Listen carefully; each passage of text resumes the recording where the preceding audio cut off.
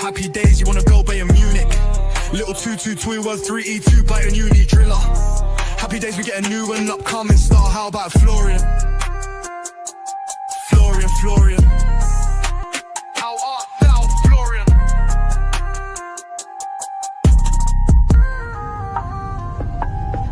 Alright, my mate Florian, what's the latest word? City flash with the cash, got the deal secured. The Bruins still pinging it, Haaland bangs goals. But heart at the club, still feeling cold. They flex big wins, but vibes don't last. Trophies lined up, but the soul's in the past. Etihad shiny, fans still late. Feels like a show, not a football state. Oi, oi, oi, oi. Get the checkbook out this summer. Hey, Florian. How art thou, Florian? From Leverkusen to Manchester flight. Big boy wages, that Prem delight. Ballon d'Or, yeah, that's the aim. But deep down, bro, it's just a name. Training pitch like a 5-star resort. But energy dry, no real support. Anfield roars, Etihad's on mute. City got shine, but no real roots. Florian, bro, don't be fooled. They dress it well, but the core ain't cool. You want legacy, not just bags. Don't join a team where love just lags. Oi, oi. Get the checkbook out this summer. Hey, Florian. How art thou, Florian?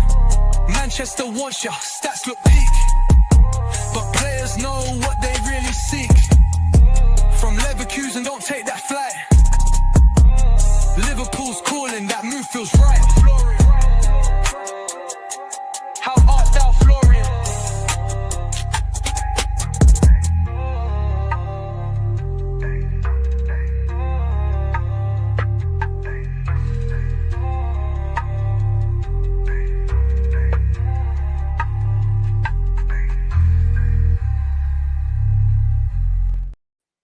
Banger, wallahi banger. Bismillah ar-Rahman ar-Rahim. Hello everyone and welcome back to the channel. Welcome to another stream, ladies and gentlemen. You guys have seen the Liverpool streams over these last 2 days, so I've decided to switch it up a little bit. Today we're going to be talking about more general Premier League stuff. You get me? Big up to every single one of you guys. You're rinsing the fact that you ain't got no Champions League, so shut your ass up and switch on your camera. Big up to all of you guys. Make sure you guys are slapping the like button. Make sure you guys are subscribing to the channel if you're ready to do so. Every single one of you guys right here, right now, please hit the like button, please subscribe. Today we're going to be talking about Eze to Arsenal. We're going to talk about the Mosquito bid rejected. We're going to be talking about Mbuemo only once Man United, but they have had their bid rejected. We're going to talk about the fact if Konate is going to stay or leave Liverpool Football Club. Transfer talk today. And listen, instead of me doing it by myself, I'm invited 2 amazing guests. Well, 1 amazing guest, and the other is a fraud. So joining me first is the amazing guest. You get me? He's back on the channel after a while. it was. Which one am I say is the amazing one and the fraud? Because they both have elements of fraudulence, but you know, there's another one who's next level fraud. So you have to respect it. Anyway, back on the channel after a while. I wonder what he thinks about Man United right now, because I'm getting a lot of mixed messages from United fans. Some happy, some upset, some angry. So it'll be very interesting today to ask him what he thinks about this Mbuemo stuff. How doing, Staffy, mate? When he said one fraudulent, I was like, fuck. I was like, what does he mean by that? What do you mean by that? And then you were like, "Oh, introducing the non-fraud first." I was like, "Close." Alhamdulillah. Yeah, exactly. I didn't get the fraud tag before the stream started.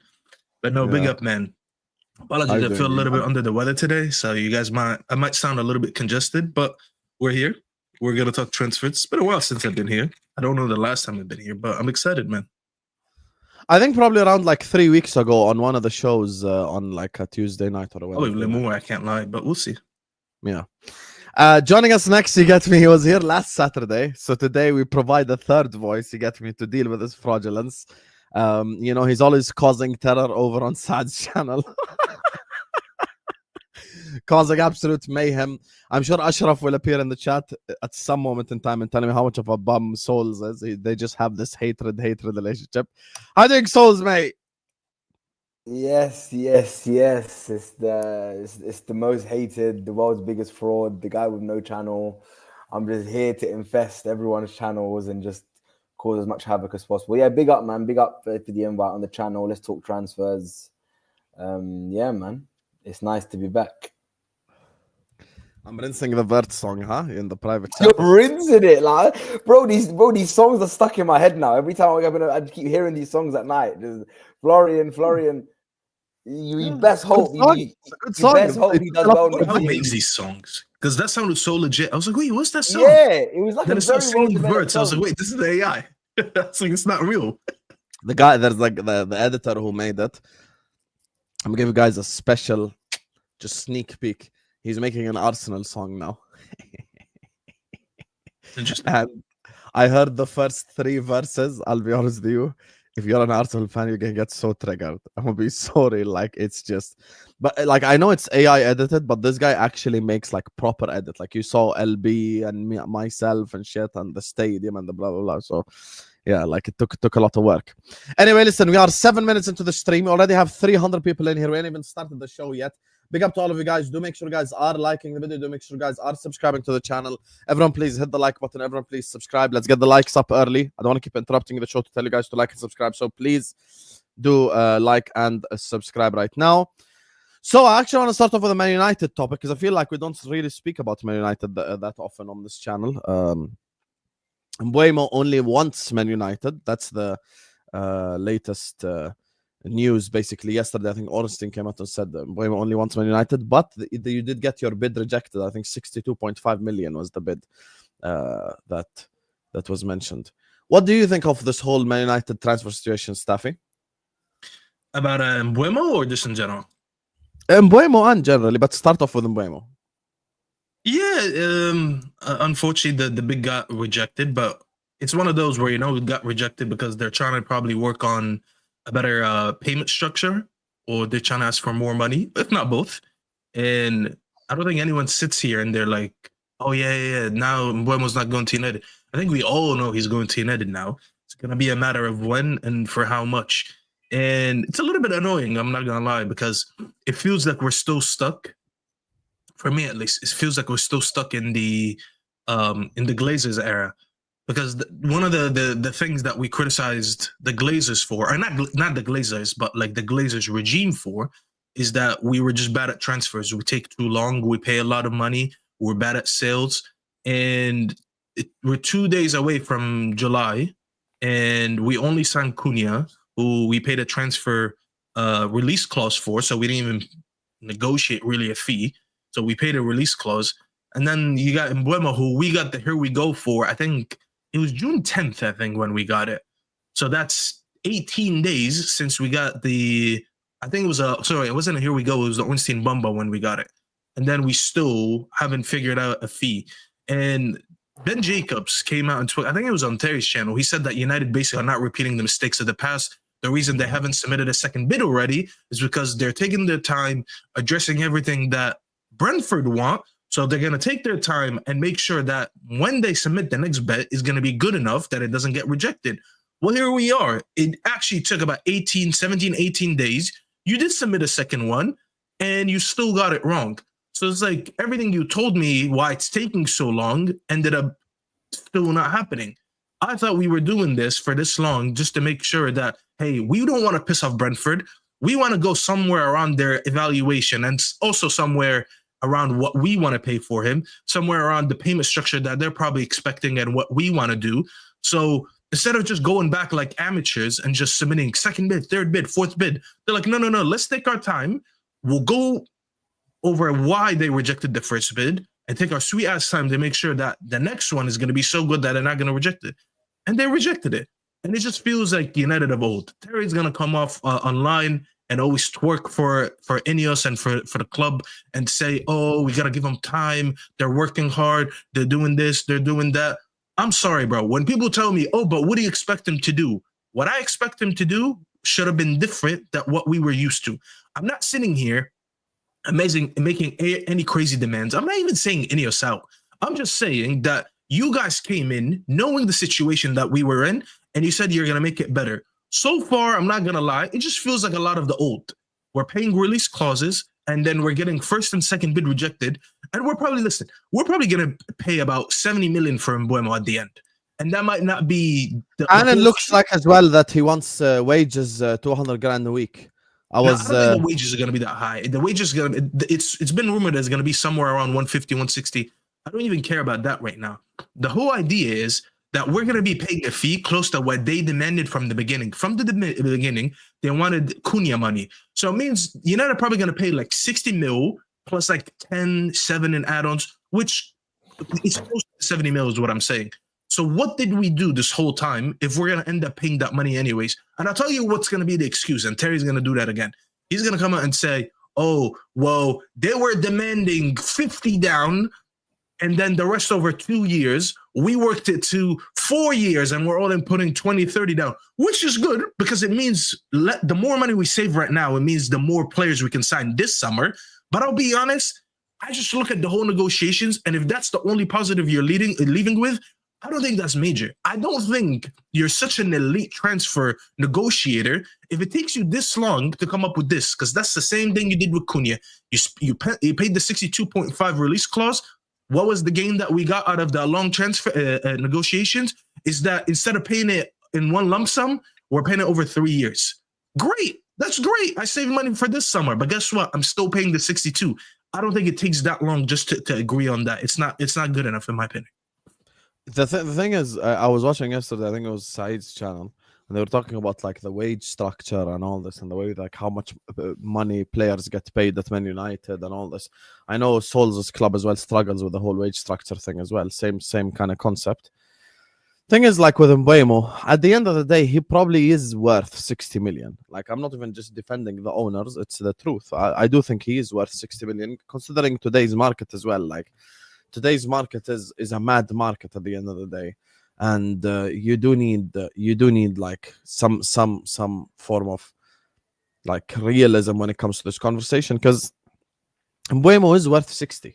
I can't say Mbuemo is worth less than 60 million pounds, specifically given some of the crazy prices. I mean, like we literally want 60 million for Darwin Núñez. So like, you know, a player that has scored 15 Premier League goals this season definitely is worth 60 million.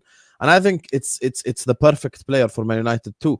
Now I get not repeating the mistakes of the past, but I don't think this signing will be a mistake at all. I think this is it's not a mistake, Hassan. I still want us to sign him, by the way, because I'm saying people say, "Oh, walk away." No, we're not in a situation to walk away.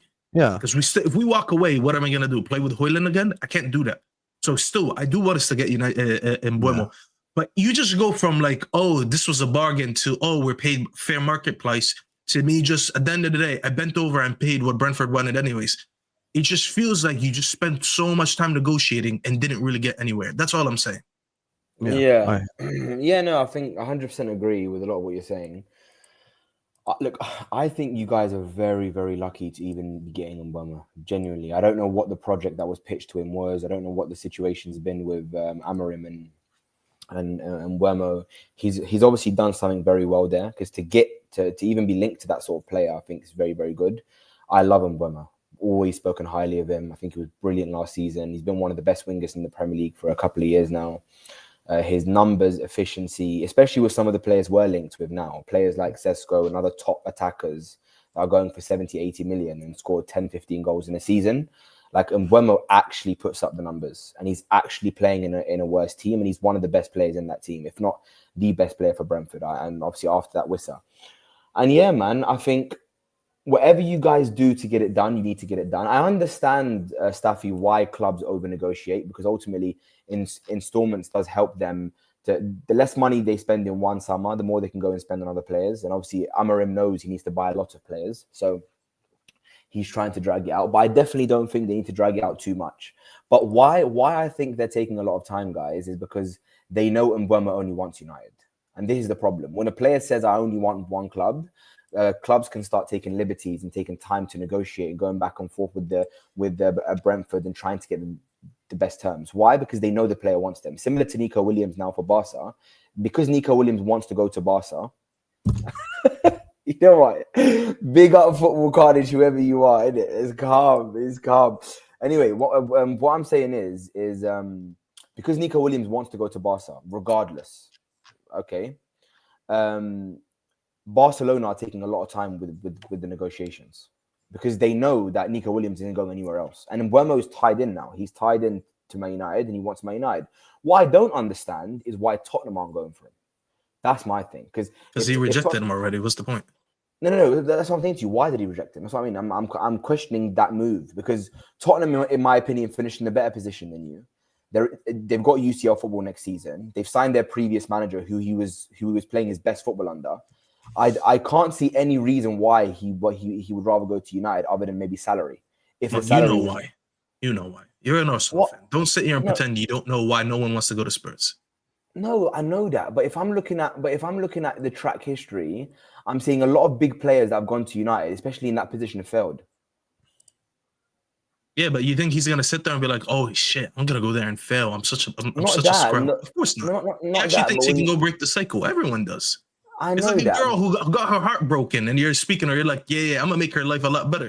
I'm better than the other man." But you can't. You're not tell gonna me say, "Oh, I'm gonna do the same thing." Yeah, but you can't. Then you break her heart anyway. Yeah, but that's you can't what you would do because you're a fraud. But no, but you can't tell me the Spurs proposition isn't good. You can't tell me the Spurs proposition is very good. UCL football. UCL football, they have the same manager. You know what I mean? I think, and Ryan Shirky. Wait, which one's Ryan Shirky? I hope it's definitely not me. Him, of course, not you. He's Ryan Shirky. Bro, I got rid of the comb over so they could stop calling me Shirky, and they still do it. Ryan Shirky. Ryan Shirky. Yeah. Just comb your hair. If you just comb your hair, you're Ryan. Yeah, wallahi, I have a picture of my hair combed over. Wallahi, if I send it to you, you'll cook me. I can never send it to you because you'll make AI out of it. Wallahi, bro, if I show it to you, you would actually think I'm Ryan Shirky. He'll make it. My face was a lot lot skinnier. Put a price on it. Be corrupt. Be a corrupt Arab right now. I can't, man. I can't. Because you're going to use it for an intro for the rest of your life. There's no, I'm not going to use it for an intro. I'll just for the rest of my life. I'll just show it on the stream once. That's it. I won't use it. Bro, imagine when he plays United and he scores against us. I'm finished, wallah. I can never show this picture. I can never show it. That's the problem. But yeah, look. Big up to you, Omar. Thank you so much for the super chat. Big up to you, three goats. Appreciate you. See, that's how. You notice how people that you can be nice. Will you bum? You're a bum, Will. I hope you know this. Yeah, this is the difference between someone who see how Omar comes here is like, big up to you, three goats. You know, good energy. Why are you so negative, Will? Yeah, but this is the difference between someone who grew up overseas. I don't know where he lives now in the US, but he grew up overseas. And then you look at Will. This is the product of Central New Jersey. Trash. Garbage. Yeah. This is what I dealt with my whole life. People like Will. I'm not surprised, bro.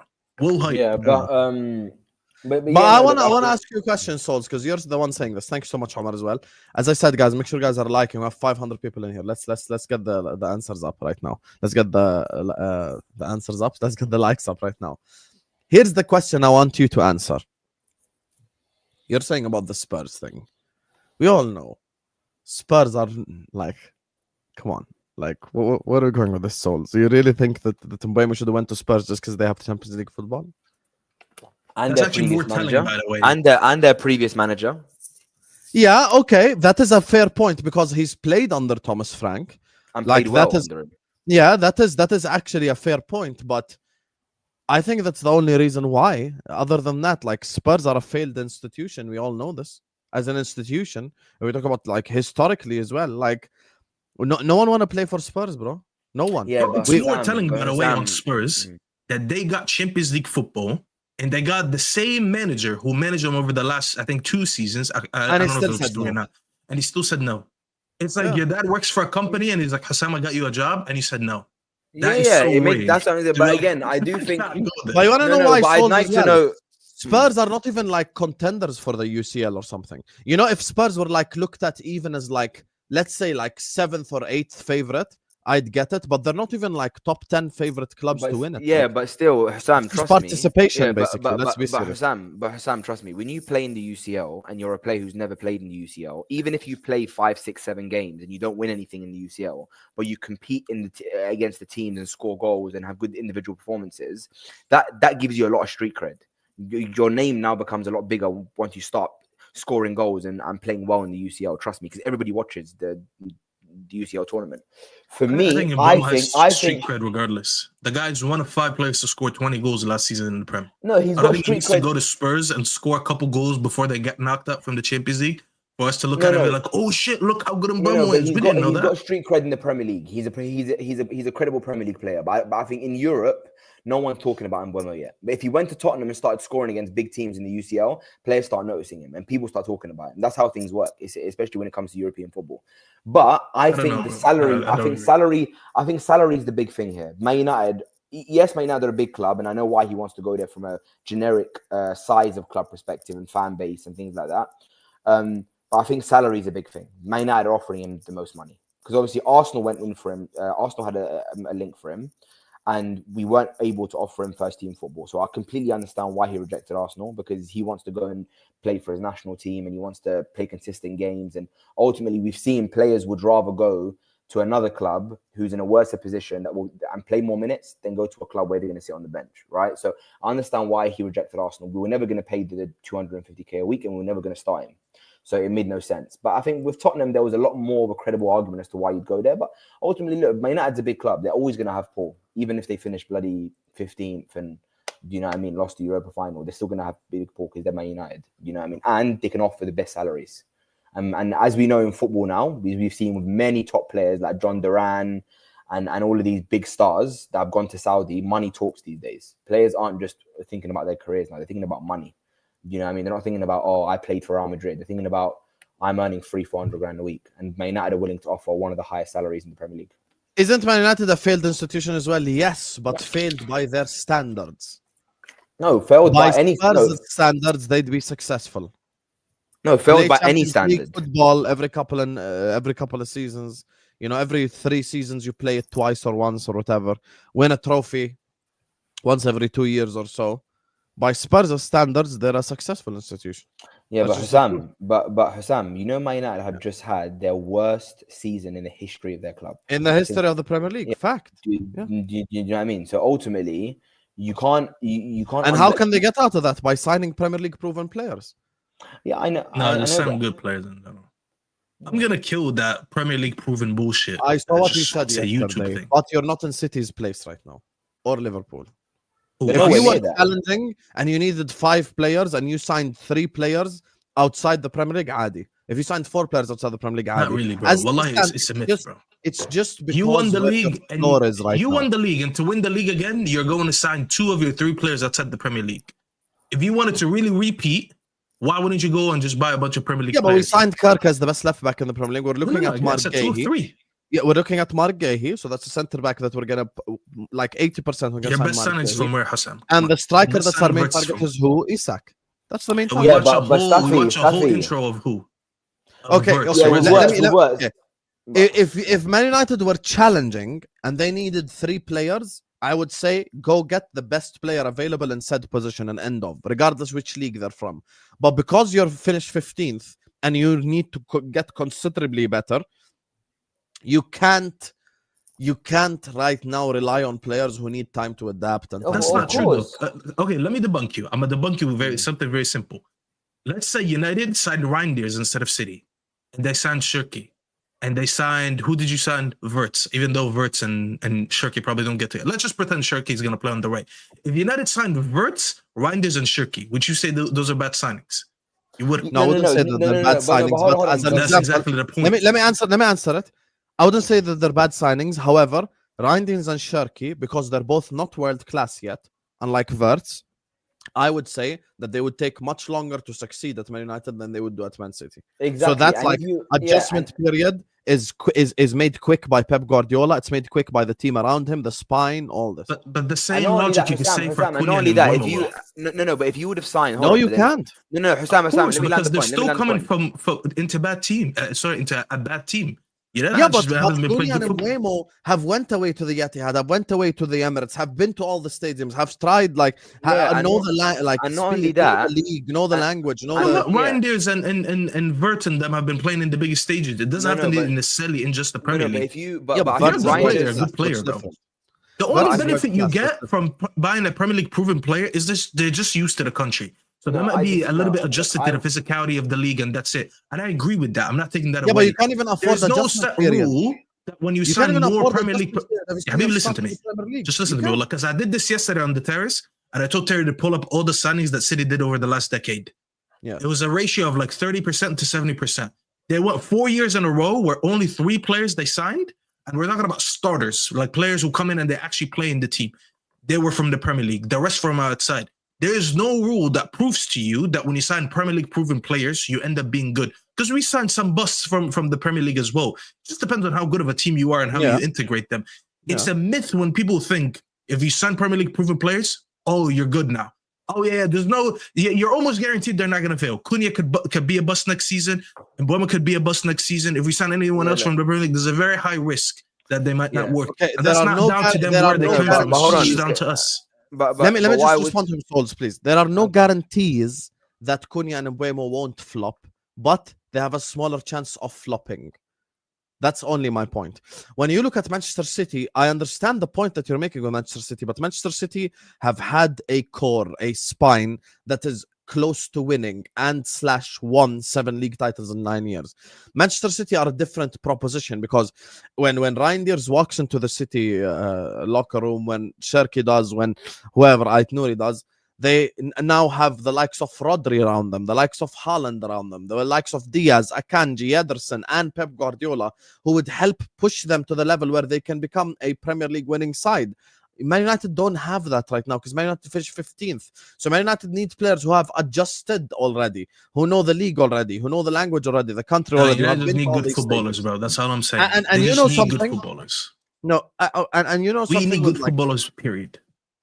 okay, you know something with Reinders and these guys? By the way, prime example. I'll give you example 2 players that were amazing in their position. Fabinho and Rodri.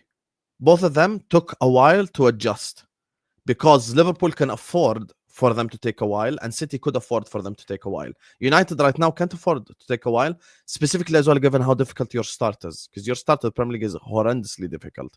So you don't have time. Yeah, and we're gonna get cooked for that start because one of the things we didn't speak about when it comes to Mbuemo, the longer we take to make this signing, it's not good news because our preseason starts on July 7th. That's when everyone recruits back to the team. If you don't have him in by July 7th, I'm not gonna lie, this is already looking like a failure. I'll be honest. We're not in a situation where we can take forever to negotiate like we're Liverpool or like we're Arsenal or whatever, because these teams are gonna be in a better situation than us next season anyways. We had a crisis last season. I would say this: when you find yourself in uncommon, I should say, circumstances or unusual circumstances, you need to respond in an unusual way. You know what I'm saying? When your house is on fire, you need to hurry up, find the fire extinguisher, and put the fire out quick. It's not like I'm putting out a candle. Oh yeah, let me take my sweet time to walk to it and just blow into the candle. You don't do that. You never had an unusual season last season. It's a crisis. We finished 15th. When you have an unusual season, you need to respond in an unusual way. We can't treat it like it's another average summer transfer. That's just what we're treating it like. I feel like United need to at least, if they could go and deadass sign 10 players, go ahead and do it. I feel like United need to replace players for the sake of just replacing them. Just so I can't have some of these players who failed already come back. So far, one signing and the other one is taking forever. And people think it's okay. Oh, but look, everyone around us, they're taking their time too. Everyone around us didn't finish 15th. Everyone around us didn't massively underachieve over the last few years, having 3 of their worst seasons in the last 4 seasons, by the way. So we've been in a gradual free fall. We keep going less and less and less. And it hit us to this. We were just above the relegation zone last season. So what do? You need to go and respond. You don't just take forever to sign Mbuemo and Cunha and be like, oh, it's okay.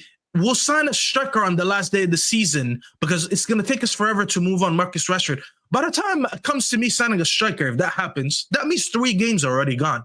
I can't afford to just treat 3 games like they're nothing because that means that's potentially 6 to 9 points gone. Without the start of the season, that might be 9 points gone. Do you think that the dominoes are falling in a way where you will sign Gyökeres? No, I don't even want him no more. I don't care for Gyökeres. Go get me a Ekitike. Why you don't want Gyökeres? First of all, because he's a snake, so he can fuck off. I'm petty like that. Because he picked someone else over us. I don't like being someone's backup plan. So yeah, but you're in a position where you have to be because you're no longer Man United of old. Like yeah, but that's me being petty. I didn't say the club is petty. Yeah, but you're like Dwayne The Rock Johnson, but you're like 60 now. You ain't like 28 anymore. You know? Yeah, but you know what it is? I still have a little bit of pride in me. But I didn't do want Ekitike though, because I felt. Hear me out. I did a stream on my channel and we were talking about Ekitike and Gyökeres.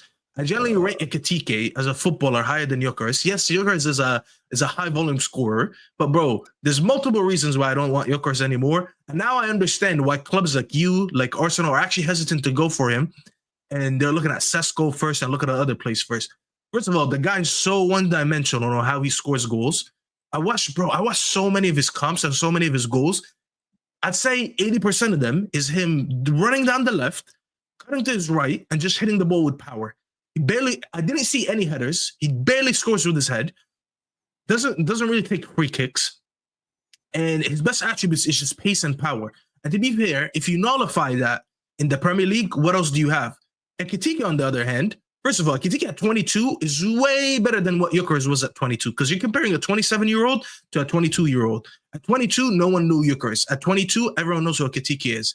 Ekitike, better dribbling, better passing, better heading. His IQ is off the charts. I'm not gonna lie, the only thing that Gyökeres has over him is probably a better shot. And that's it. I thought of this. Why did Marmoush go off when he was playing for Frankfurt? And the solution was, or the answer was, is because he played next to Ekitike. The way you had Marmoush be that direct striker and you had Ekitike being the little bit more of like an all-rounder, he fed Marmoush so much that it allowed Marmoush to elevate his game to that next level. We are signing Mbuemo, right? In my head, Mbuemo is the Marmoush for Ekitike. A player who likes to shoot a lot, who's just like direct. Just give me the ball, get me in scoring positions, I'm going to take a shot. And if you could supply me the ball, I'll do that. I'll play off you, link up play, and all that stuff. If you can get Mbuemo, you should go get Ekitike. Ekitike's partnership with Mbuemo, I'm not going to lie, it takes our project ceiling from here, in my opinion at least, it goes from here to here. And it might take a little bit longer for him to score all these goals that Gyökeres does, but the ceiling of your project over the next 2-3 years becomes much larger, and I'd rather do that because I'm not going to win the league next year anyways. You're speaking to someone who's a massive fan of Ekitike, so I'm in a complete agreement with you. I take. Oh, and by the way, one last point. Abu Ali scored a hat-trick against Porto. I'm not taking that league any seriously. If Abu Ali from Al Ahly can score a hat-trick against Porto, I need to rewatch all Gyökeres goals. I don't get those 100 goals now. Need to be questioned. I needed them all audited. Someone in this chat, someone on YouTube needs to sit there and watch all 100 goals of Gyökeres, and we need a full audit. We need a full audit of these goals. And whoever that person is, he has to post that video on YouTube, on Twitter, and the whole nation, all of YouTube, we need to sit there and just watch that video and be educated on what happened. Because no way I saw Abu Ali score a hat-trick against them, and I'm supposed to take that league seriously. No. I'm not doing that. Sorry. Gyökeres hype. Usam Abu Ali, big up. You know. Usam Abu Ali hype, bro. Hey, listen. Big up to all of you guys. Make sure you guys are liking the video. Make sure you guys are subscribing to the channel if you have to do so. Everyone, please hit the like button. Everyone, please subscribe. Listen, man, I'm a massive fan of Ekitike. So you're speaking to someone who really rates him. And I always tell them, if you guys want the next Isak, Ekitike is who you're looking at. Timo Isak. Right there. I think he's like a complete player. Guys, we have 700 people in here. We're not even at 200 likes yet. You know, forget Wissam Abu Ali. You're all a bunch of Garnachos. You're all a bunch of Hoylands. You're all a bunch of Nunez's. If I was in your place, I wouldn't have it. Close the live chat and hit the like button right now, you bums. We're not even at 200 likes yet. It's a free button. Big up to Omar for the super chat as well. Big up to you. So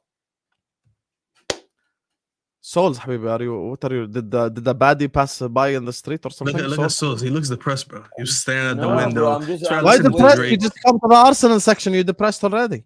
No, I haven't. I wanted to land the point that I wanted to speak about some of the previous points as well to respond because I would. لا خلاص, we moved on to Arsenal. Now it's your time to shine, Habibi. Your time to shine because you're looking at bad bitches outside. You get me? So you should listen. focus. Look, this actually links to Arsenal as well. Actually, this actually links to Arsenal. Okay. Eze, Mosquera, talked about Arsenal.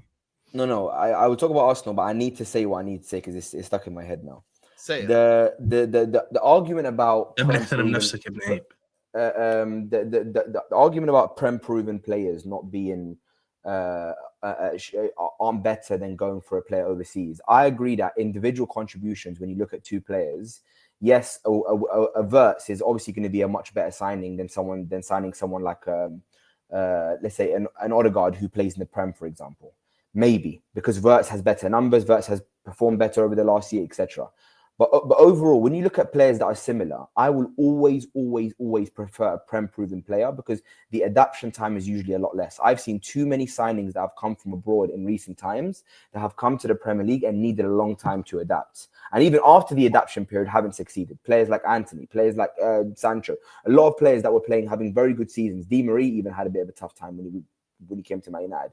Arsenal have had so many of them from our centre-backs. And ultimately, when you bring in a lot of players from overseas, the adjustment to the Premier League football is very, very hard. It's very, very hard. So ultimately, when it comes to Zubimendi, for example, even though a lot of people might think Zubimendi is better than Thomas Partey, I still think that Zubimendi is not an upgrade on Thomas Partey yet, because in the Premier League, he's not an upgrade on Thomas Partey, because Thomas Partey is a proven Premier League player. He's gone to all of the away stadiums. He's had big performances against Man City, against Liverpool, against Spurs, against Man United, against everybody, right? So for me, I would never just say, oh, take out a player from abroad and bring in a player from abroad, and because all it is the strength and adapting to the physicality. That's everything. Adapting to the physicality of the Premier League is everything. Because if you can't adapt to the physicality, you're not going to play well in the Premier League. It's that simple. So for me, I will always prioritize Prem-proven players over players from abroad. And to Staffy's point, when he said, "Oh, if Man United signed Wirtz and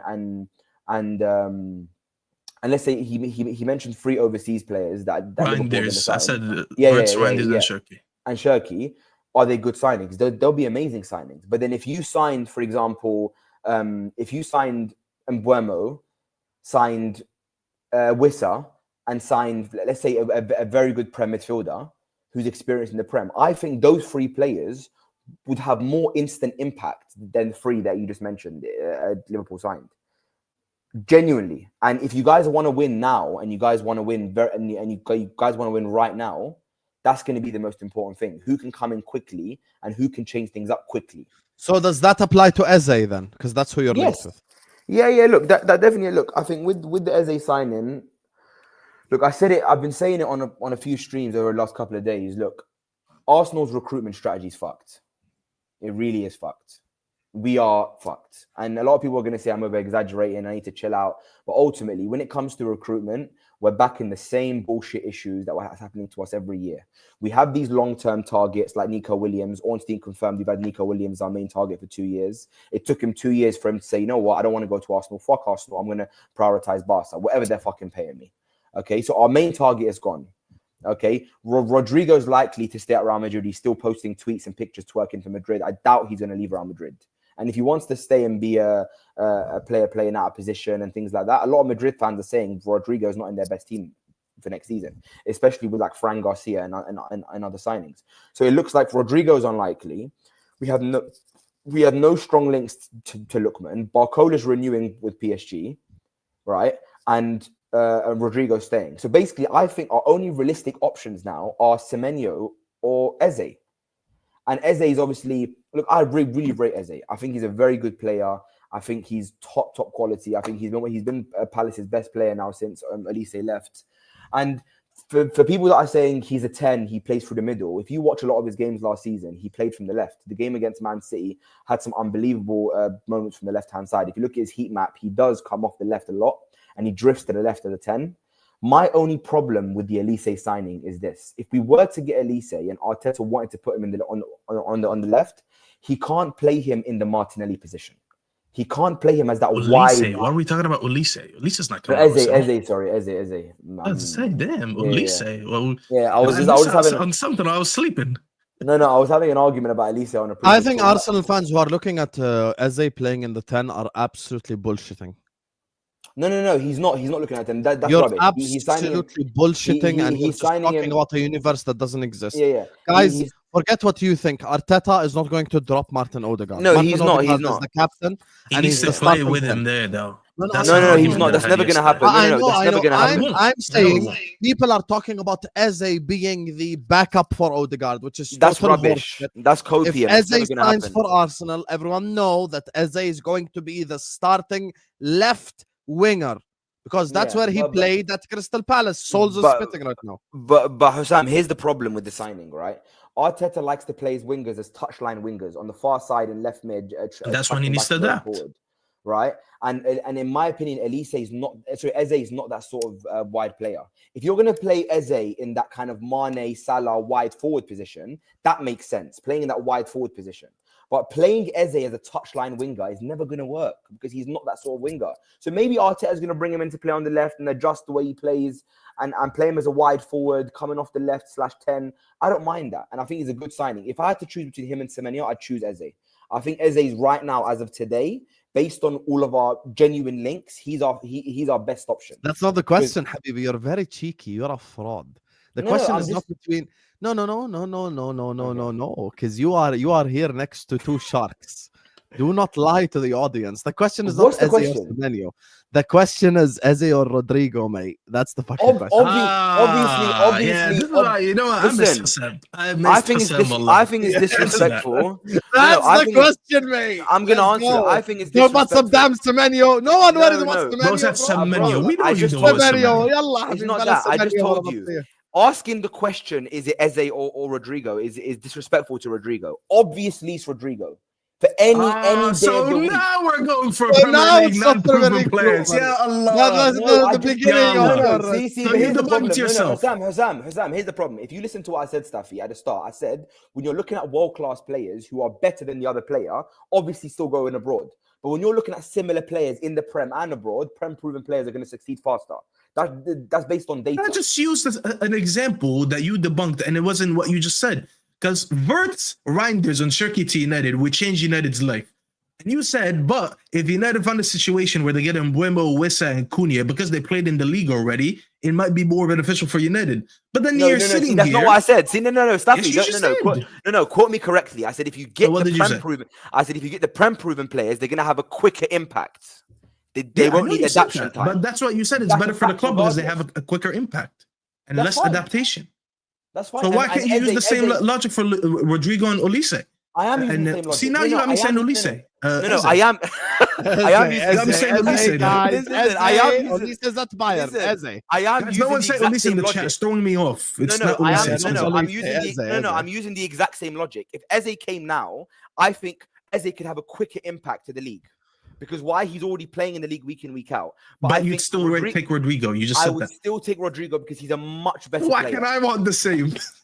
You can. And ultimately, look, whatever your club does. But I'm saying Arsenal, 100%. I'm giving Arteta one more year. And for us to win next year, we need a player that's going to be able to come in, a world-class proven player. And ultimately, Rodrigo's world-class, Eze isn't. So I don't even know why we're comparing the two. And also, Eze's not an out-and-out winger. He's obviously more of a wide forward, can play in the 10, can play a wide left, but he's not a touchline left. I think Rodrigo has a lot more talent in that position. He's a much better player. And again, this links to our transfer recruitment. Eze, Arteta and Berta are not going to convince me. Yeah, that's just crazy. Crazy. Go and look at every bit of data that we can bring up. Big chances created. You stink, honestly. That's the worst thing. And you watch anime as well, and this is worse than watching anime right there. This is worse than watching anime, honestly. Do you know what I mean? Of course, Rodrigo's world class. But yeah, of course he's world class. He's definitely world class. But listen, the key here, Hussam, is that Arteta and Berta can't delude me. I'm not stupid. Eze is not a target. Eze is now a backup option because their main targets they couldn't succeed in getting. That's what Eze is. Eze is a backup plan. Just like Gyökeres is a backup plan. Just like Norgaard was a backup plan. Just like Kepa was a backup plan. All of these signings are backup plans. They're not targets. Is Mosquera a backup plan as well? Mosquera is a plan. I don't even know where that plan even came from. I don't know what's going on there. Do you know what I mean? Look, I'm not going to sit here and shit on a 20-year-old centre-back. The guy is obviously a decent talent, plays in the La Liga. Do you know what I mean? It was his birthday a couple of days ago. Big up Mosquera. Happy birthday. Do you know what I mean? Do we need you? Big up Mosquera, happy birthday. Like he knows it. Happy birthday to Mosquera. But look, for me, he's not a priority. I can't believe we're linked with another defender. I don't know what Arteta's obsession is when it comes to defenders. We have literally 2 players in every position. We have 2 keepers, 2 left backs, 3 right backs, 4 centre backs. We have everything. But Arteta still wants to invest in that position. While up front, all of our wing targets are gone, and Berta's playing touchy with Sesko's agents at RB Leipzig over £20 million. So ultimately, speaking of touchy, happy birthday, Mosquera. Yeah, mad. Yeah, why for that? Listen, that's some crazy. Just in case you guys forgot who Mosquera is the guy who grabbed Jesus' bum cheeks. Yeah, this is who Arsenal is signing. I wouldn't trust these 2 being in the locker room alone. Okay. Hey, he would fit right in. Just search Saliba dog. No, we don't need to go there. Please leave Saliba dog. He'd fit right in. Leave Saliba because you know what I mean. But listen, to summarize my point, I'll let you guys. By the way, the player you mentioned, Solz, you know he's coming, right? Put the fries in the bag. Coming. No, you know Mosquera or Eze? Sesko. You know Sesko's I know Sesko's coming. I know Sesko's coming. So Sam, this is what I'm trying to say to you. We're going to end up with a striker who's Wallah, it's going to be such a brilliant league. We're going to end up feeling for the next season, Wallah. I will be just first game week. Just because I'm an asshole, I will be a United fan against Arsenal game week 1. All it's gonna take is Man United 1, Arsenal 1 for the world to fucking like end in the Arsenal perspective. Yeah, and but it's not going to be a shock though, because when you logically as a fan think about it, we're signing a striker who scored 13 goals last season. We're probably going to sign a left winger who's not a left winger. And then we've let go of our best midfielder last season, signed a 31-year-old downgrade, and we're signing Mosquera and Kepa. So you tell me. I haven't even asked you about Norgaard, Sahih. What do you think of that signing? Because you got the here we go. It's a fucking disaster. What do you mean? What are you asking about? What do you want me to say about Norgaard? I don't understand. Solz, what happened to your positive energy, Habibi? I invited Solz because he's different. He's a positive Arsenal fan. It's that if you're saying this, I wonder what the negative one's I'm positive when it comes to Arteta's position in the club, what he's done for Arsenal. Has he succeeded? I disagree with most Arsenal fans when it comes to Arteta. Where Arsenal fans are always going to agree on is our recruitment. I'm not deluded. I'm not going to come here and start saying, "Oh, Norgaard's a great signing," because no one was talking about Norgaard before he signed for Arsenal. So this is from an Arsenal fan. But when I say it, A'udhu Billah, how can I say it? No, it's not. Look, guys. For everybody who's trying to delude themselves into thinking Norgaard, I think Norgaard is a good signing. No, you do. And I heard why you said that with Ashraf, and I'm going to say it to you very clearly so you understand it. Yeah. Norgaard can be better than Jorginho. Yeah. No, it's not that. Again, Hussam, stop trying to cover up by saying he's better than Jorginho. Ornstein confirmed. Norgaard is a Partey replacement. He confirmed it. So stop trying to now switch up and start saying, he's this. No, that's not how it works. Okay. Ornstein said, and Fabrizio said, they offered £200,000 a week to Thomas Partey, one of the best DMs in the league, a world-class player. He's already at your club, sitting in your midfield. You don't want to pay him 250 grand a week. You want to remove him from the club, sign a downgrade, and say he's a replacement for the shitter player. It's copium. He's there to replace Thomas Partey. He's worse than Thomas Partey. He's going to cost more than Thomas Partey over the contract and the transfer fee. So it's a stupid signing. It's dumb. And now all that proves now is that Zubimendi has to come in with a tough fixtures. He has to hit the ground running directly. And if he doesn't, we're starting in midfield with Rice, Norgaard, and fucking Odegaard. And that's fucked. The guard midfield. Why not? You know what I mean? So then what happens? Then it comes to, Jorginho. No, listen, I was so happy for the first time ever, us having 2 world-class players in the same position, competing against each other, challenging each other. Do you think Zubimendi now has to try, Hassan? Do you think Zubimendi has to try?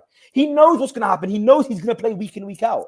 Norgaard's never going to play unless it's an injury, unless it's a FA Cup or a League Cup game, or if some craziness is happening. There's not going to be anyone to push Zubimendi. We've let go of our best midfielder, and we've signed the 31-year-old downgrade who's going to cost more in the long run. No logical explanation can tell me why Thomas Partey should go. And also, for the Arsenal fans saying, oh, he's had a lot of injuries, go look at how many games he's played in his last 3 seasons for Arsenal. One season, he had a really bad injury. The other 2 seasons, he played over 30 games. And every time we've struggled is when Partey played at right back. When Partey was out in the first leg against PSG, Sam, what was the Arsenal fans saying after we lost to PSG in the first leg?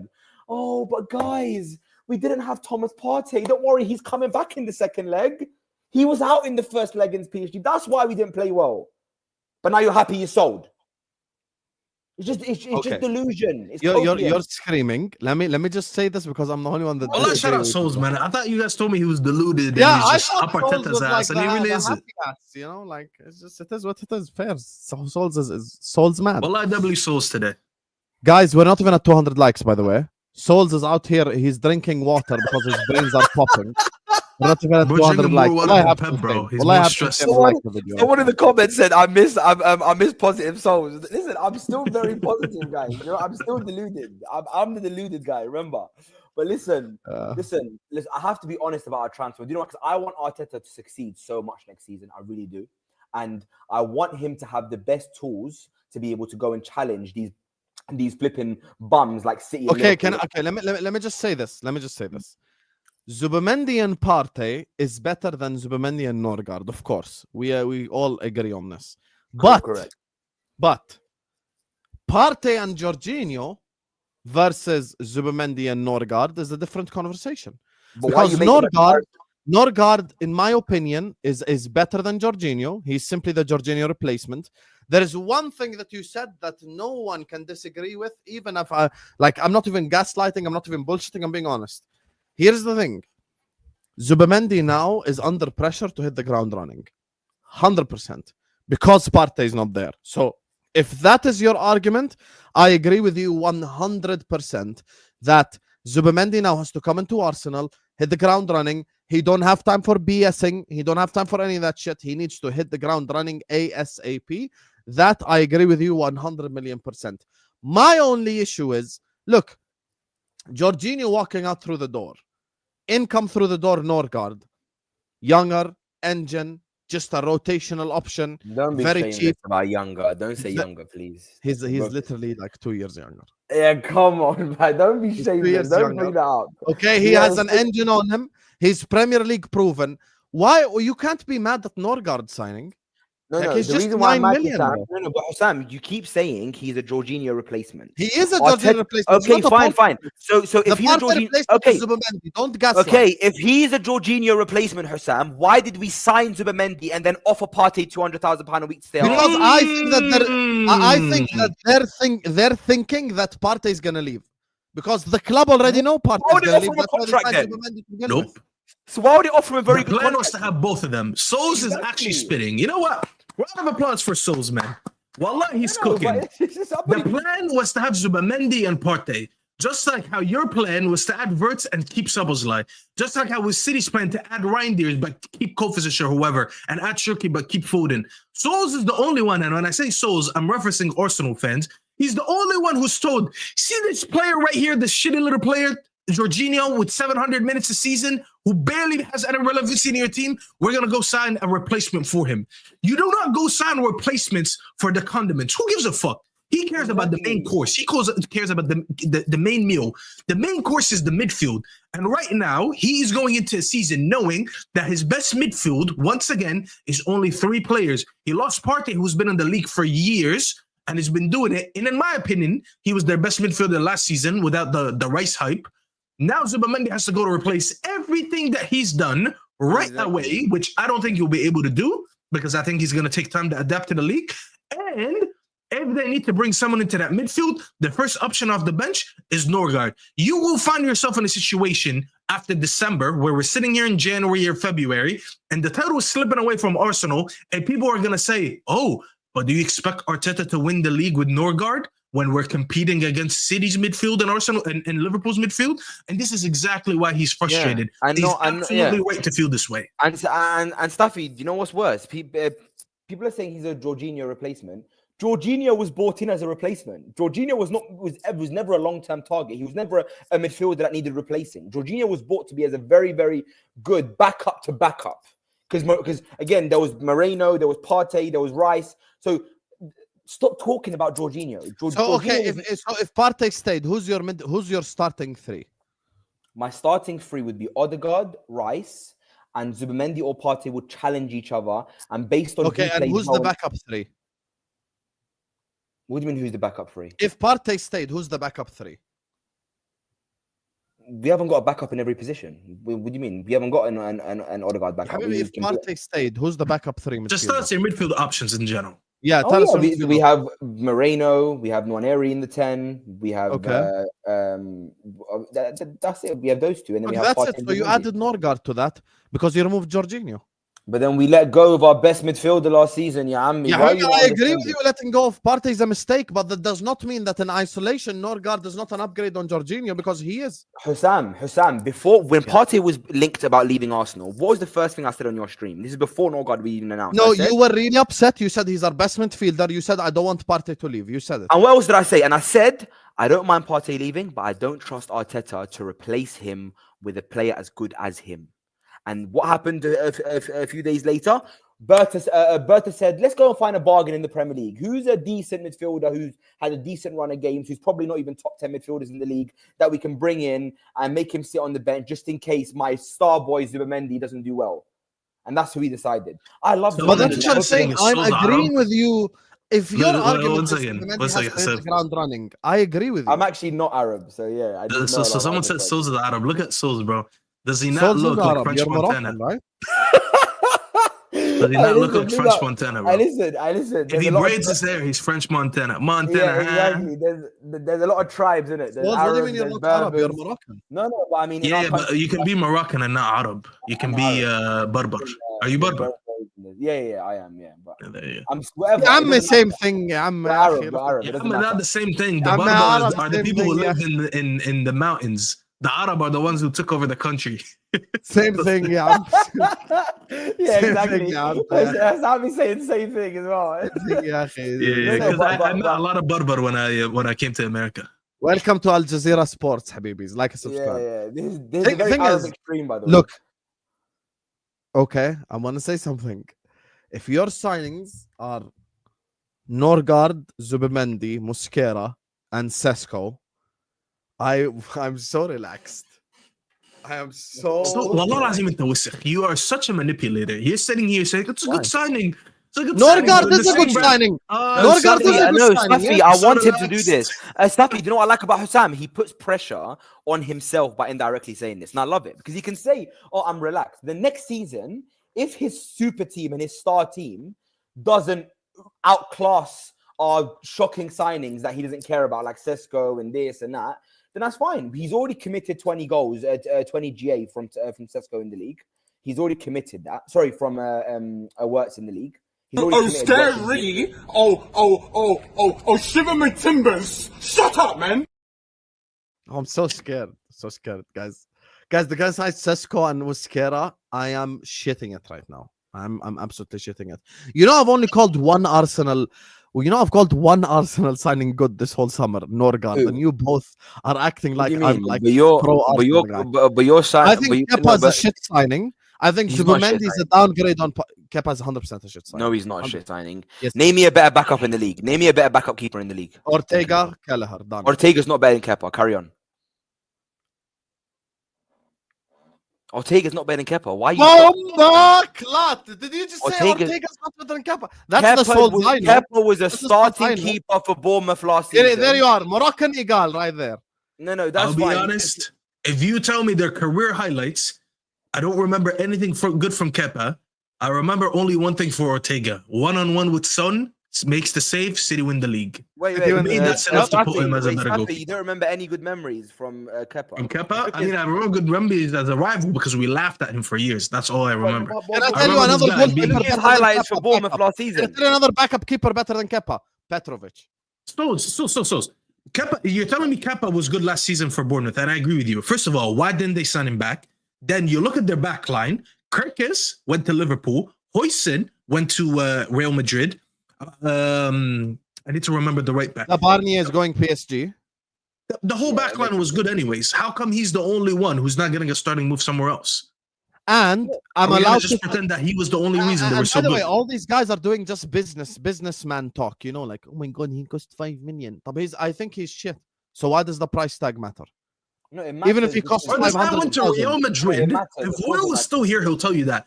This guy went to Real Madrid because Courtois did his ACL. He went to be his backup for a season, and he got outplaced by Lunin. Fine. I always bring this up.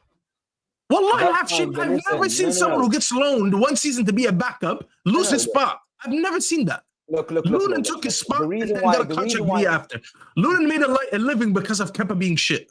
Wallahi, Lunin needs to text him every day saying thank you, because if it wasn't for you, I would have been out of contract. No, but guys, Kepa is not the issue. He's not even. Listen, Kepa is a very good keeper, and he's played in some big world-class teams, and he's had some big performances. And as a backup to David Raya, he's a very good option there. He's not the issue. So us trying to force this Kepa hate is very forced, right? It's not that we're forcing. It's a signing that I'm not. You shouldn't lose sleep over it. I'm not like just the fact that he's a Chelsea reject though. Wallahi, don't you feel like that's trauma? Like I feel like I only feel for you guys. You always take trash from Chelsea. Just the fact that he's from Chelsea is enough for me to not want it.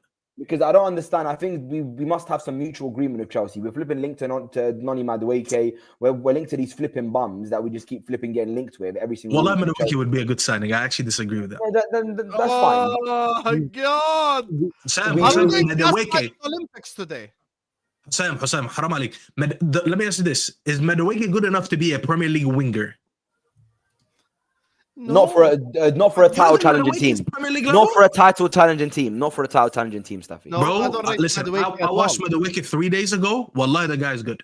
Like watching a player in real life is completely different than watching on TV. Okay, Staffy, who do you think is better, Doku or Madueke? But Doku's starting. I'm not saying you're bringing Doku to be a backup. No, but I'm asking you who's better. I think they're very similar, but I'm probably gonna go with Doku just because I think his 1v1 ratio going against defenders is higher than Madueke. But what do they both struggle with? End product. They both struggle with. Hey, Igal, you want to hop on? I'll send you the link, Habibi. Yeah. Now look at Igal. This is where he draws Igal, the line. I dare you step up to the show right now. I'm not You know what's funny? You know what's funny, Sam? Everyone on the streams these past couple of weeks has always been saying, "Oh, if Igal and Solz are on one stream, it's the most deluded call ever." Igal, instead of you crashing Dan Potts' channel every time, come crash this show. Come tell Staffy why.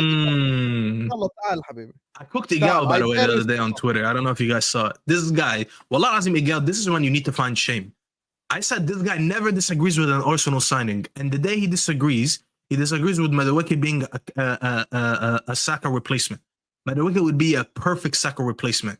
Because he brings a different element that Saka doesn't. Saka's not a 1v1 winger. He's a little bit more involved in the link-up, driving a little bit more in central areas. Madueke being a touchline winger, coming on late in the game or playing in less Staffy, go look at Saka's take-ons. Staffy, go look at Saka's take-ons before you say he's not 1v1 winger. No. But I'm not saying Saka doesn't know how to take on his player. But that's not. I don't think that's his main specialty. Madueke is just a 1v1 winger. You give him the ball, you show him the line, cook someone. Yeah, I can correct you. And that is a different element. Madueke would be a decent backup to Saka.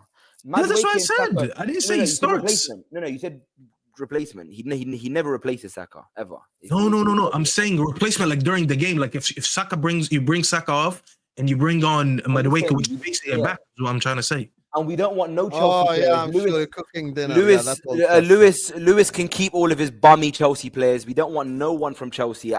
Madueke can stay at flipping Chelsea and then do what he likes over there. Madueke for 30 million to back up Saka. Wallah, that's a good signing. No, we have Nwaneri. For people who say Nwaneri to back up Saka, wallah, that would be a good one. We have Nwaneri to back up Saka, and Nwaneri when he's played instead of Saka, when Saka was in. You need more options, brother. I'm not gonna lie. Because, by the way, I didn't get my take on Eze yet. I wanted to tell you something. I actually don't trust if Eze goes to Arsenal. I still don't trust that signing is going to be good enough. Because I think you guys have one main issue that no one has talked about right now. You guys have so many center backs that play on both sides. You don't have a clear left back. Eze, to me, he'd be very important for Arsenal because they need creativity. I don't think Odegaard on his own is creative. They need someone. So if you're not going to play Odegaard in the 8 and give him a 10, at least give him a 10 on the left. That's what Eze is. Eze likes to play on the left or he likes to play in the 10. He likes to drift in the middle and be a creator.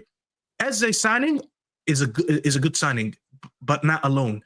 You are going to suffer from the fact, if you get Eze, that you don't have an overlapping fullback. I'll be honest, because I feel like it's going to cause a lot of defenders to double up on Eze on that side.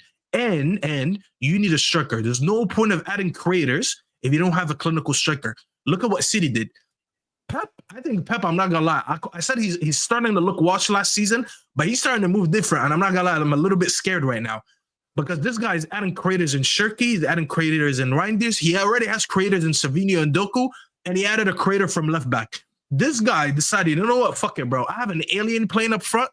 All I'm going to do is create chances for him. We're just going to create chances like Alpha. We're going to create about 10 chances a game for that guy, which is a crazy number. I'm not saying it will happen exactly, but I'm exaggerating it a little bit. That's what he's going for. I look at Arsenal, bro. Sorry, I don't see a lot of creators in that team. And you know, this is not the super chat section, but I just want to read this because it's related to what Staff is saying, which is Odegaard doesn't do enough. Big up to you, Faris. Thank you. He says fans must demand more. That's why I said get him a 10. This is why I said get him a 10. I sat down the terrace yesterday and got crucified. I said Odegaard, to me, I like Odegaard. I defended him a lot last season. It wasn't his best season, but I defended him. I think he suffered more because of Arteta. He has to do a lot of the creation in that midfield, but I don't think he's comfortable doing that. He likes to dribble with the ball a little bit more. He likes to keep the ball tidy. He likes to move it around, pass and move. He's the type of Spanish player. Like I look at him, I always feel like he's Spanish. Yeah, but he's when you force him to do too much creation and too much shots, like he's Bruno Fernandes, you're always going to be disappointed. And that's why I felt like they needed to sign him a 10, but you guys are not going for a 10. At least give him a creator on the left wing. Yeah, I think the Odegaard stuff's a bit forced, right? The guy had a poor season last season. He also had a 3.5-month injury. Wait, is he talking about me? He is. Yeah. I think he wrote stuff by mistake. Yeah, because Arteta's listening to us right now, and Berta's listening, and he's taking notes. Guys, everyone note down what stuff he's saying. We're gonna do exactly what he says. Listen, big up Arteta. You're the reason your club has won 3 seasons in a row, finishing second place. So please don't even speak. Obviously, Staffy, I've actually met Arteta, so he could be listening. You know, I mean, if you are listening, he put a tracker on you since, and now he knows everything you're doing. Big up Arteta, if you are listening. He put an air tag on Solz. I'm fighting your corner always. I always will be. You know what I mean? Big up Mikel Arteta. Hey Arteta, you earn like 500 grand a week. Send me $100 super chat, man. Yeah, listen. The day Arteta sends a super chat, everyone's running. Everyone like TK is gonna pay you to come up on the stream. I just thought. I'll be honest with you with TK. If TK met Arteta in real life, he'll just ask for a picture. Exactly. And then he'll come out the stream after. I promise you. Exactly. I actually agree with that as well. No, but you know what it is? Listen, the Odegaard hate is forced. He's had one bad season, Hussam and Staffy. Last season, he was injured for 3.5 months. Whether he was fit or not towards the end, I don't know. But he had a really bad season last season. Fuck, man. The two seasons before that, he played really well. And in my opinion, had 2 world-class seasons. He was one of the best 10s in the league. People were comparing him to De Bruyne every week. When he was making those line-breaking passes, when we were playing very offensive football, attacking football. Maybe Arteta is the issue when it comes to our defensive football this season. Arteta's gone too defensive this season. But I genuinely think that Odegaard is still good enough to be our starting 10. The hate on Odegaard's a little bit forced. Okay, he definitely needs to stay, right? And needs to be our starting 10 next season. I'm telling you now, guys, yeah. Arsenal's chance of winning the league next season comes down to how well Odegaard can get back into form. If Odegaard's off form for Arsenal, everything's fucked. Because I agree with Staffy, a lot of our creativity goes through him. And when he's off it, Arsenal are off it. We need him. We need him badly.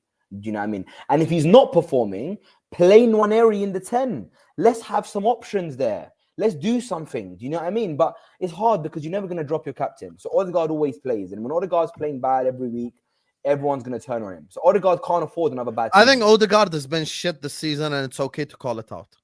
Why do you feel so afraid to say that a footballer has had a shit season? Why are you so against this? Like, why can't we just? It's okay, guys, to say a footballer has had a bad season. By the way, like, there's nothing wrong with that. Odegaard has been shit from August till May. Whether it's with fit players, whether it's with injured players, whether it's with whoever the fuck, he's been crap. Just say it as it is. It's okay. Like, there's nothing wrong with that. But he's also had a bad injury though, Sam. You have to bear in mind, right? And I feel like, but overall, it's been a shit season. He had a bad injury. He missed like 7 games. How many games he played this? He was out for 3 months. What are you talking about? He was out for 3 months. No, he was not. No, he was not. He was. Check the injury, bro. Yes, Partey was definitely a big up. Yeah, Habibi, he played 30 Premier League games. Yeah, Ammi, Bala injured for 3 months. I know, but why you make up stuff? Yeah. You know, he was out for about 2 and a bit months, but it's 3 months basically. Yeah, he missed 8 games in the Premier League. Oh, yeah, so wow, that's what, 8 games. Maybe 9-10 weeks. Yeah, but listen, I'm sure that's such a horrendous injury to miss 8 games. No, but listen. Arsenal have bigger problems now. Please, Arteta, look, and also another thing that I want to say, and now I might get called deluded, right? This is where people start calling me deluded when I say things like this. I don't think all of this is on Arteta. I genuinely think a lot of this, people like to protect, people like TK and other fans, they like to protect Andrea Berta and say, based on reports, these are Arteta signings and Arteta wants these players. Arteta has the power. People seem to think Arteta is the fucking sporting director for Arsenal. He's not. There's multiple people at play here when it comes to making decisions. But Andrea Berta fucked up with the Partey negotiations. He did. So call him out for it, just like you call Arteta out. He messed up with the Partey negotiations and he couldn't renew Thomas Partey's contract.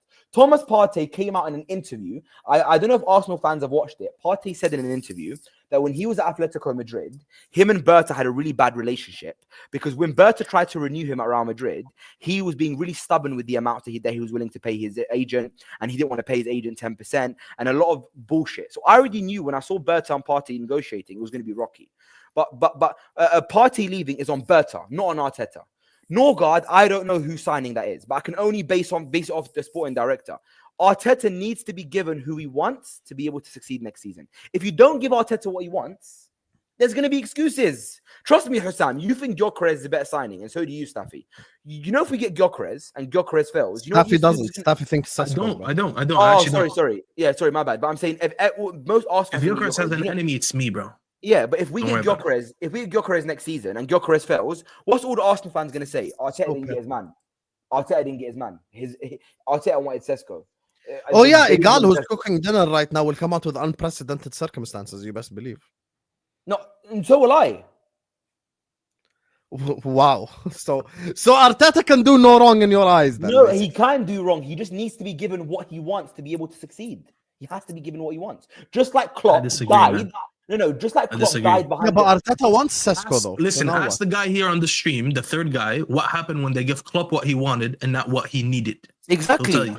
But Klopp died behind the Nunes signing. You're not saying that. Not exactly. He's saying opposite of what you're saying, but Gullo exactly. I said, what did Klopp want? I said, what Klopp wanted Milner on another contract. He wanted, Darwin Nunes. He didn't want Nunes. Klopp wanted Nunes. That was a Klopp signing. Klopp unfortunately wanted Darwin.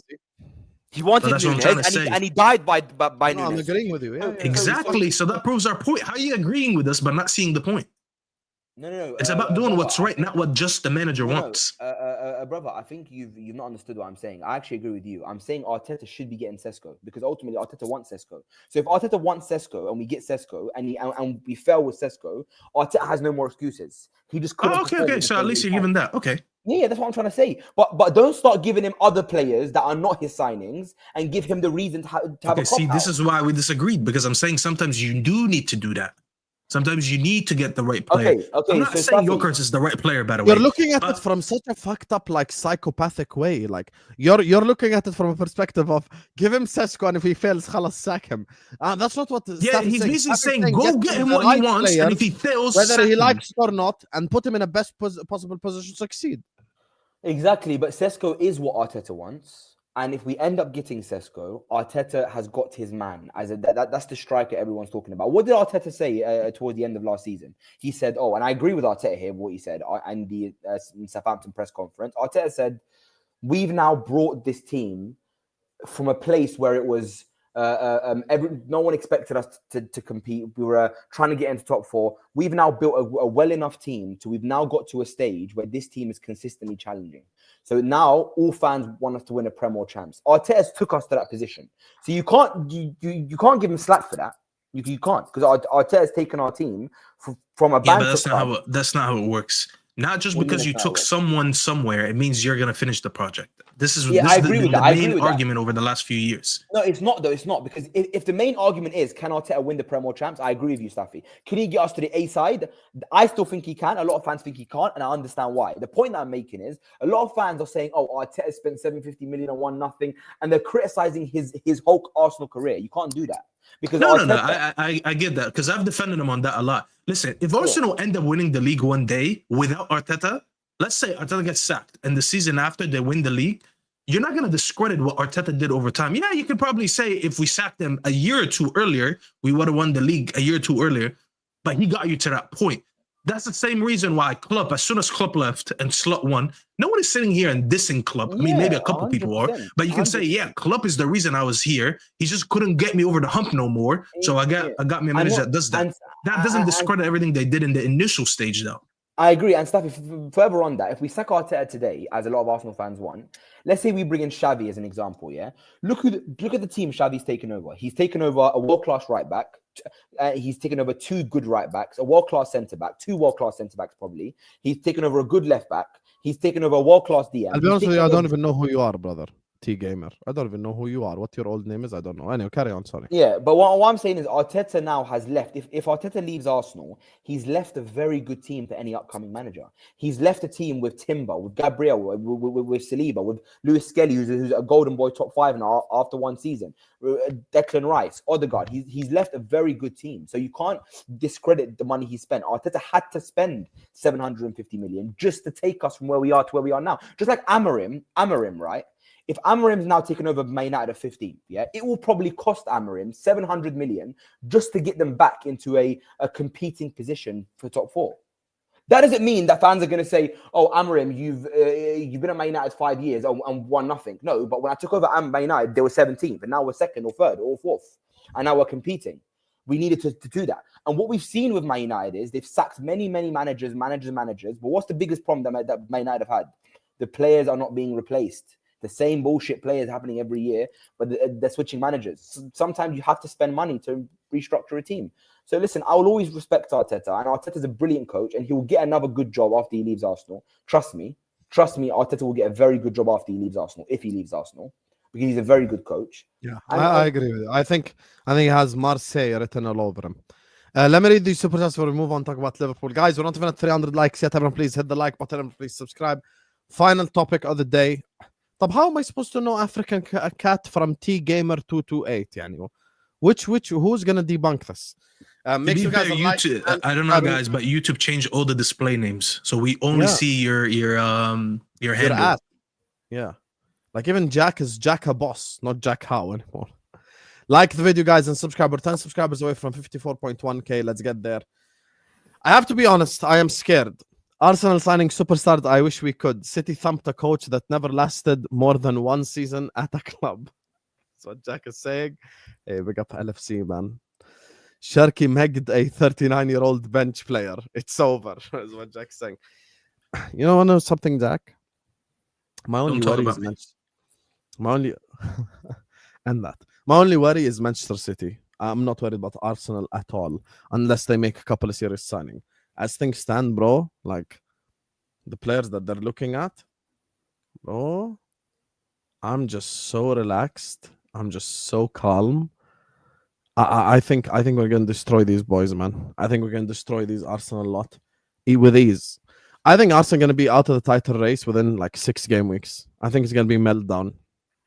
No, it's either we're gonna be in the title race after the first 6 games, or we're gonna be out of it. I think you're gonna be out of it. I think you're gonna be in meltdown because I don't think there's enough uplifting. Only way I change my opinion is if Arsenal sign Rodrigo. Arsenal sign Rodrigo, game changer. Now we're talking. Now we're talking about a whole squad being uplifted. All of them feel motivated. All of them feel happy. You know, they have Rodrigo. They have someone like that. But with all due respect, like all these players, listen, man. None of them get me off my seat. That's all I'm saying. Anyway, guys, we're going to move on to talk about Liverpool Football Club, the final topic of the day. All you guys already know my opinions on Liverpool. I'm probably going to do like a solo Liverpool stream again tonight. Make sure you guys are liking. Make sure you guys are subscribing. Everyone, please hit the like button, subscribe. By the way, Staffy TV is in the description. Sad Football Corner in the description. Go give them a subscribe to see more of Solz and Staffy. Oh yeah, sure. Liverpool are gonna struggle to make top 4 with Wirtz, Kerkez, Frimpong. If we end the window now without signing anyone, we're gonna make top 4 with these. Stop being a dumbass. I know it's difficult for you, Boston. So Wirtz through the door, guys. Frimpong through the door. Kerkez through the door. All announced. Liverpool looking at Alexander Isak now. Mark Gahey is probably gonna be Liverpool's next signing. How do you feel about this, Staffy? You get me, since you're not emotionally involved in a title race. Let's start with you first. How I feel about Liverpool? I mean, is there a better window after winning a league than this one? I mean, I don't think you'll get Isak, I'll be honest. But even without Isak, Wirtz, Kerkez, Frimpong, Gahey, this is a very good summer. Very, very good summer. It's just going to be a matter of if you keep Konate or not. If you bring in Isak, what's the point of even talking about this? Like this is a team that's gonna repeat. It's insane. It's insane. I don't think you will though. But these are very good signings, and I'm not gonna lie, I'd be really frustrated. This is why I keep talking about Arsenal summer. I'd be really frustrated if I finish second and the team who won is doing this type of business, and I'm signing Norgaard and Kepa. It's just very underwhelming, bro. It's super, super underwhelming. I think it's gonna be very important though to see how Frimpong does. Because I think the biggest focus is probably going to be on him. And I understand Wirtz is the big signing, so he's going to have a lot of eyes on him. But in a tactical aspect, he's technically replacing one of your best players. Like, when you look at the replacements, Wirtz is coming in to take Szoboszlai's position. We all know that Wirtz is better than Szoboszlai. So there's a lot of pressure over there, I'll be honest. The bar is kind of low over there. The issue is Frimpong coming to a league.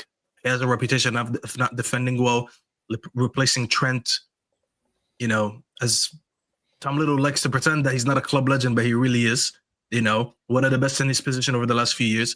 So the eyes are going to be on him. But I think Liverpool are set up to repeat, unfortunately. I don't see a situation where with just these 3 signings that we talked about, forget even if they don't get Gahey, I still think this team is good enough to go back-to-back. Your main challenge is going to be City, in my opinion. It's going to be on how quick they adapt. And I actually worry that this Club World Cup, not worried because I'm not a Liverpool fan, but I'd be worried if I'm a Liverpool fan, that this Club World Cup might have actually helped City a little bit. Because one thing that we know about City is that they start leagues slow. They don't really take preseason that serious. Pep doesn't care for preseason. He treats the first couple weeks of the Premier League like preseason. Preseason for him is just for fitness. I actually would be a little bit worried to say that this Club World Cup is a really good exhibition for them, because not only is it good for fitness, it's good for adaptation. These signings came in early. Shirky is already playing. Reinders is already playing. Aitno is already playing. It might actually set them up to start the league a lot quicker. This league might be a race rather than a marathon, because actually the other way, sorry, a marathon rather than a race, because it's going to be a matter of like who keeps up from start to finish, because it's not going to be just about starting quick. I think you guys will start don't you think well. that's where the Club World Cup works against them? You might say in terms of fitness, it makes them a little bit exhausted, but think about it this way. It gave Rodri extra minutes in his legs, so now he recovers a little bit quicker. It gave Shirky some adaptation, Reinders some adaptation, Nori some adaptation. So what they're going to do is they're going to finish the Club World Cup. They're going to go chill on the beach for 2-3 weeks. They're going to watch their diets, because they don't have to actually, they don't have the time to actually just have an early vacation like everyone else did. But I think they're going to come back and they're going to hit the ground running again. So I I'm just a little bit worried about that. I think watching them in the Club World Cup has told me enough to see that they're already starting to gel these players really, really well. Right, the game against Juventus was crazy. I think they played really well.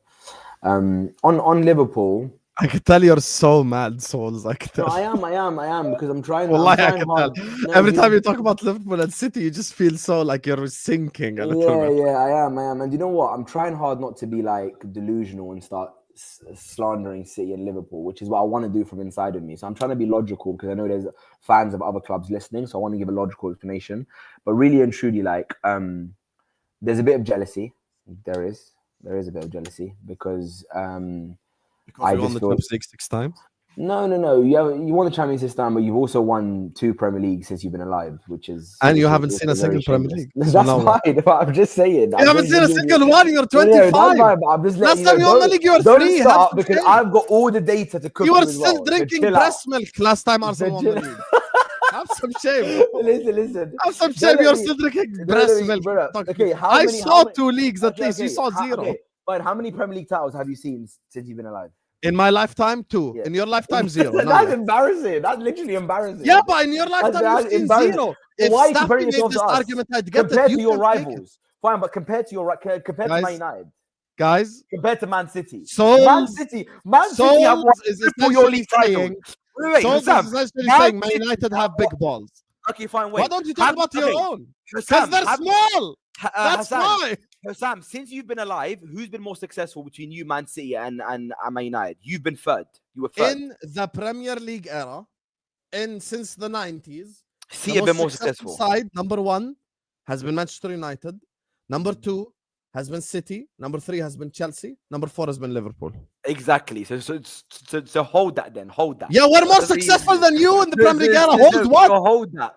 Hold what? We're more successful and I disagree with that because Arsenal had the Invincibles in 2004. So we had the Invincibles. We had we won 2 Champions Leagues in the modern era. That's fine. And 2 league titles and the Club World Cup and the Super Cup. But we are the Invincibles. And multiple FA Cups. Multiple. What's embarrassing with you? Yeah, so you cannot talk to me, Solz. You know this. That's why you have to grab Staffy's balls and show it off. No, I don't. Hassam, since you've been... No, because you're showing off Man United. You know, if Arsene Wenger was on the stream, he will tell you to have some shame. You're showing off the achievements of Manchester United. Wallahi, the levels of twerking is like no other. Wenger brought nutrition into football. Arteta brought nutrition into the Premier League. So have some respect when you're talking about Arsene Wenger, first of all. Oh, yeah, I have some respect. I have some respect for Arsene Wenger when you're showing off Man United achievements. Making sure you know what you're saying. When you're showing off Man United achievements, you're like, compared to Man United. I didn't say Man United. I said Man City. I said Man City have won triple your league title since you've been born. Triple. That's embarrassing. And they've won more than that compared to you because you've seen 0. What's the point? What do you mean we've seen 0? What do you mean you have seen 0? You have seen 0. What do you mean? What? I wasn't alive when we won the Invincibles? Solz was 2 years old last time Arsenal won the league. What do you mean? So he has never in his life seen a league title. Wait, was I alive? Because you said since I've been born, I've seen nothing. Solz, have you ever seen the Jamie Vardy look-alike? Say you were wrong then. Have you ever seen the Jamie Vardy look-alike, Solz? The guy who goes to Jamie Vardy. He's actually a mod on the channel. I was born before that. It's been on the channel before. If I bring him here, the guy that looks like Jamie Vardy has seen more league titles than you. Done. No, but he hasn't. That's incorrect. That is correct because you saw 0, he saw 1. No, I saw 1. I saw the Invincibles. I noticed I've been muted. 2 years old, you're drinking breast milk. I was 6 years old. You were drinking breast milk. Have some shame. I didn't drink breast milk. I used to drink packaged milk. Do you know what I mean? I grew up quick. Yeah, that's why your football opinions didn't develop. You didn't have breast milk. You didn't have breast milk. Sam, first of all, listen, I'm not going to get into you told me last week you're 25. Quick math. Yes. So you were 3 years old last time. You said 2. Stop changing it. Your gaslighting is not going to work. You were 3 years old. Hey, Staffy, let me tell you what Hassam's deluded. First of all, he said I wasn't born. Since I've been born, I saw 0. So that was factually incorrect. Then he changed it to 2 years old. Then he changed it when he realized he was wrong to 3 years old. Then he's still wrong with that, right? So ultimately, even if you were 5, it does not change the point. A 5-year-old does not. I remember the Invincibles. Wallahi, you remember the Invincibles when you were 2. Wallahi, you're a liar. Yes, I used to run around shouting gold trophy, and I didn't know what it was. But I was 2-year-old running around shouting. Wallahi, bro. Yeah. Guys, I wasn't 2, Staffy. I wasn't 2. I am cooking him because he saw 0 and he's trying to. I don't care what you guys think I'm cooking. He's bringing up banter. I'm bringing up facts. The facts are, guys. I'm not bringing up banter. Okay, I told you. Let me tell you the facts. Seems like you're having a sinking feeling when you're talking about Arsenal right now, and you agree, and then you start bringing up history. Oh, look, do you know? And you know, see why you cannot talk to me because I'm a football historian. 5 of Arsenal's 13 league titles were in the 1930s. What does that mean? What does that mean? That was pre-Hitler. That was pre-Hitler. How many of yours were before? That was pre-Mussolini. Mussolini. Oh, Sam, how many of your Our league titles dominant were before era was. 1990? You're shouting. You're just shouting. Our dominant era I'm was. responding to Our you. dominant era was 70s and 80s. There was offside rule. There was match of the day. There was TV. There was people watching the games. Everything was recorded. No problem. That was our People dominant are era. still alive to tell us about it. At least. Yeah, your dominant era is 30s. First of all, let The me same give you Arsenal players went to fight in no, World War II. Staffy, Staffy, he's giving me a history lesson. Now let me give him a history lesson because it seems like when I bring up facts, nobody wants to hear them. We've won 13 league titles. We won the double 20 years before Man United. We won the double 20 years before Man United, 20 years before them, right? I'm here to The tell double you was right now. the double did. We You don't know care. what I mean?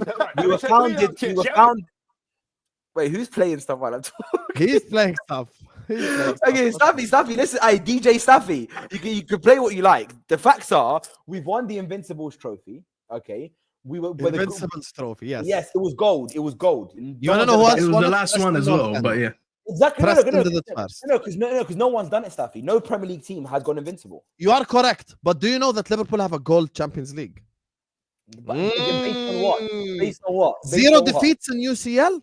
In 2008, we won the Champions League with 0 defeats as well. They don't have a UCL. The thing is, he's comparing a league to a knockout competition. Stop being shameless, Sam. And third of all, we are one of the biggest clubs in the world. We've got a global fan base. We have more fans globally. That's fine. Listen, guys, I'm not going to sit here and say we're bigger than any of you. Yeah, you cannot compare. That's why I just talk about Mark Gay. He better for you. Wallahi, you will lose this. Okay, listen, Mark Gay is a good sign.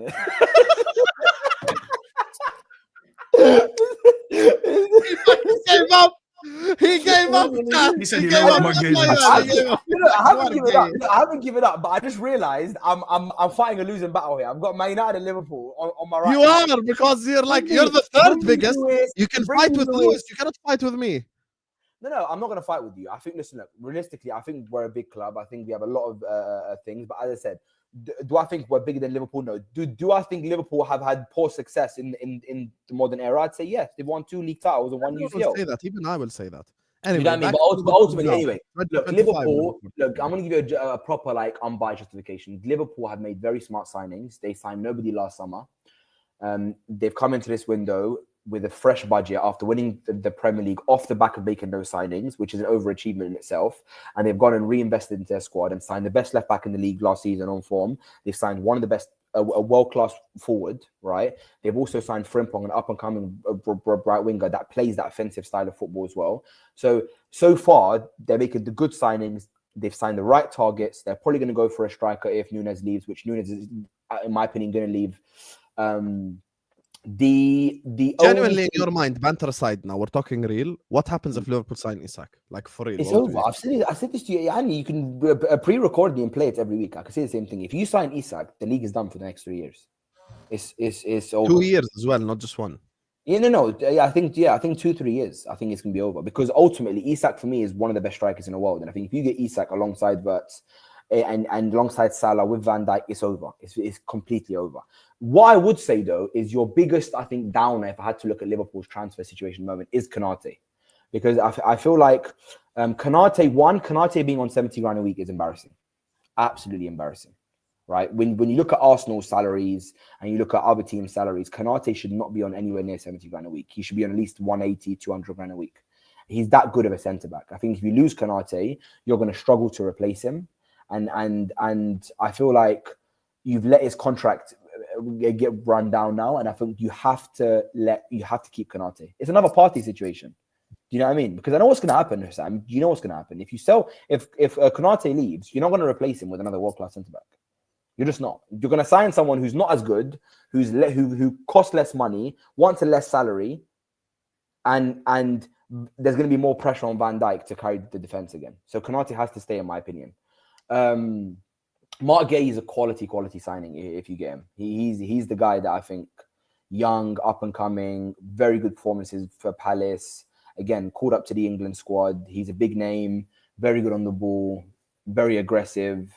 Do you know what I mean? Mark Gay will be a quality signing. And look, I hope you don't get Mark Gay. I hope you don't get Isak. I hope you don't get any of these guys. Honestly, I'm praying for Liverpool's downfall every week. But if you do get Isak, the league's done. If you don't get Isak, I said it last time. If Liverpool, what if we get Ekitike, مثلا? If Ekitike, for example, I think you've got a 65 to 70% chance of winning the league next year. That's still a very good chance. I take that. If you get Isak, it's 90%. Do you know what I mean? But I think City have. I think if you sign Ekitike, it's 65-35 between you and City, and I'd give Arsenal 0% chance. Zero. If we get Sesko and we don't get Rodrigo, we have a 0% chance of winning the league. We basically cemented third place. Do you know what I mean? If we don't sign any big stars or any world-class signings, if Norgaard, Sesko, Eze, and Kepa is our signings with Mosquera, right? I think we're going to struggle to compete. But look, I don't think you're going to get Isak. I think if Isak knows what he's doing, if Isak's smart, he'll stay another season, wait for Lewandowski to leave, and go sign for Barcelona. Yes. Staffy, are Liverpool going to win the league next season? Is it over? Shall you guys give up? Look at his face. Look at his face. Look, he's taking out the big screen. He's freaking giving up. You know, this season it was like 2020, and now you can bring up other bullshit. If it's 21, you know, it's just fucking finished for you. I'm not gonna lie, I'm already dead on the inside. I'm already dead. This is like make sure, you know, like dagger to the heart. Dead on the inside, wallah. Like it is what it is, man. It is what it is. No, I mean, listen, man. I have no chance. You have a chance. You're just bored and just moving like idiots. I don't have a chance, but I have Ugarte in my team, bro. Literally, it's like I'm fighting a fight with one arm tied behind my back. Nothing I can do about this. Exactly. I actually feel bad. Wallah, I feel bad for Staffy. I swear to God. Yeah, for Staffy, it's the worst because if we get to number 21, then it's not just this. Then it's like we've overtaken this as well. Like it's number 21 now, you know? Like it's just, yeah, it'll be unbelievable. Can you put that last comment on? Look at this. Have you realized Mbuemo, Cunha Mbuemo, for some reason, and Yurkes puts you in top 5. And that if United put any combination of attack, that gets us top 5. That combination gets you top 5 100%. Wallahi, it does not.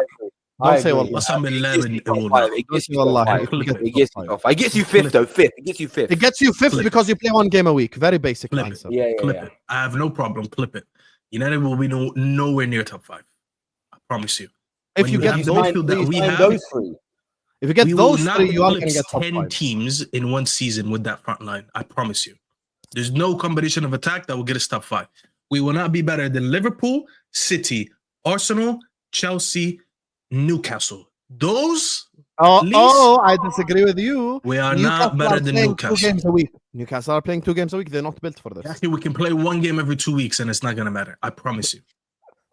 There's more to football than just adding a goal scorer. We've been losing to Newcastle for about 3 years now. Every time we play them, they cook our midfield. They run our midfield ragged. And what do? 0 midfielders. If anything, we're keeping Bruno 1 more year.